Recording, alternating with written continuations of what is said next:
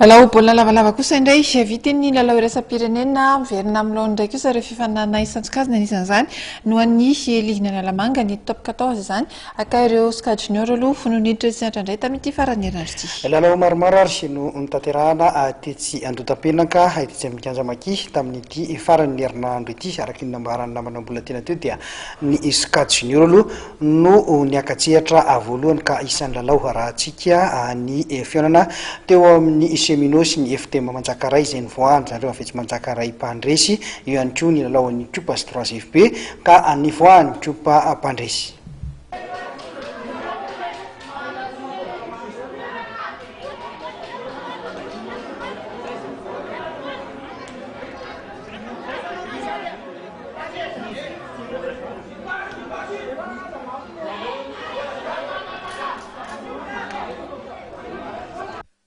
Niverina niakatra kianja ny fananana ny top 14 ho an'ny Ska Junior tamin'ity farany herinandro ity ka lalao maromaro nitanterahana teny amin'ny Kianjamaki Andotapenaka.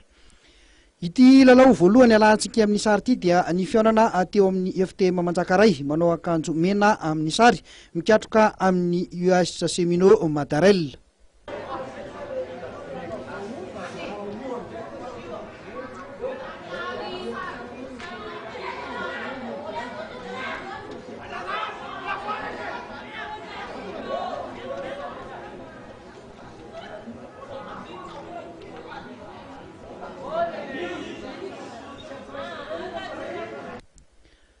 Nazava teto ny fivoahany Manjakaray Pandresy tamin'ny isa 2-3 na teo amin'ny fizaram-potoana voalohany na ny fizaram-potoana faharoa dia saika zareo avetsy Manjakaray no nifely lalao.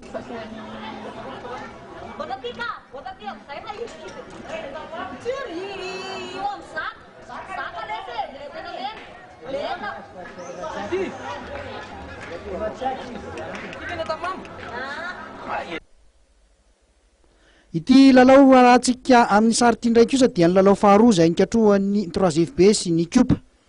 Ny Cupa izay manao ny akanjo mahazatra azy ny mavo sy maitso teto no nivoaka nandresy nanoloana ny 3FB tamin'ny isa 2-20 no 2-20.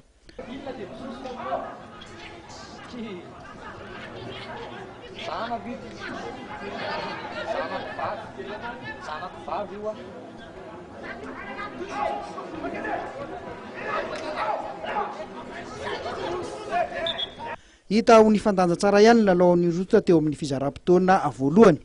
Tany amin'ny fizaram-potoana faharoa izay vao nampiseho ny heriny zareo avy ny Cupa ka nibata ny fandresena. Toy izao kosa ireo vokatra hafa tamin'ity fedina tompontakan'ny Ligna Lalamanga ho an'ny Ska Junior ity. Ny tamin'ny Manosbe nandresy ny JST Anambonina tamin'ny isa 2-20 no 20. Ny CCA Tomadinka nandresy ny Kosfa tamin'ny isa 4-20 no 20. Ny TFM Manakasina nandresy ny Stade Olympique de Lemirna tamin'ny isa 7-20 no 3 ary ny USA Anakady Fotsy nandresy ny TFA Natiazo tamin'ny isa 2-20 no 2-30. Amin'ny fahatelo sy fahaefatra ny volana Aogositra izao kosa no iverina kianja ny top 14 ho an'ny division voalohany.